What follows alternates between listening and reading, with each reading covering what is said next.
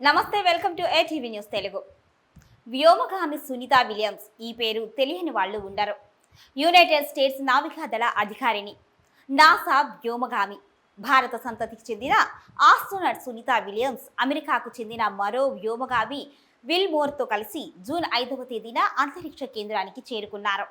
ఇంతవరకు బాగానే ఉంది. అయితే ఆమె రిటర్న్ జర్నీలో సమస్యలు తలెత్తాయి. గత నెలలోనే తిరిగి రావాల్సిన సునీత ఇంతవరకు భూమి మీదికి రాలేదు. అసలు స్పేస్లో ఏం జరిగింది? సునీత ఎలా ఉంది ఇప్పుడు? ఆమె ఎప్పుడు భూమికి చేరుకుంటుంది? Watch the story.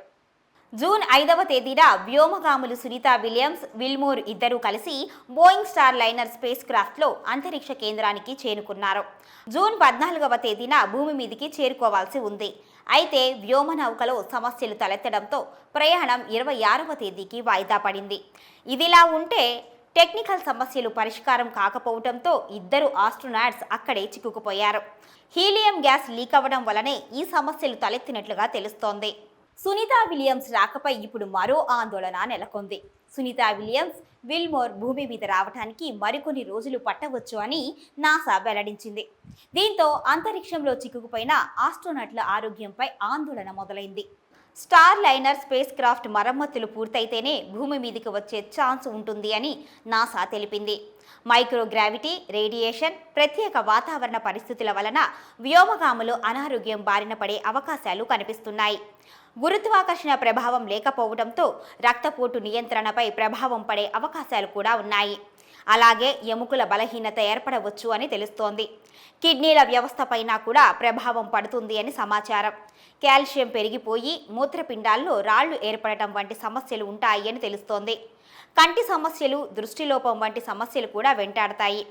Radiation exposure ప్రభావం వలన క్యాన్సర్ వంటి ముప్పు ఎదుర్కొనే అవకాశాలు కూడా ఉన్నాయి. అయితే ఇప్పటికే ఓ బ్యాక్టీరియా అంతరిక్ష కేంద్రంలో ఉంది అని నాసా ప్రకటించింది. దీని వలన ఊపిరితిత్తుల సమస్యలు ఎదురవుతాయని భావిస్తున్నారు.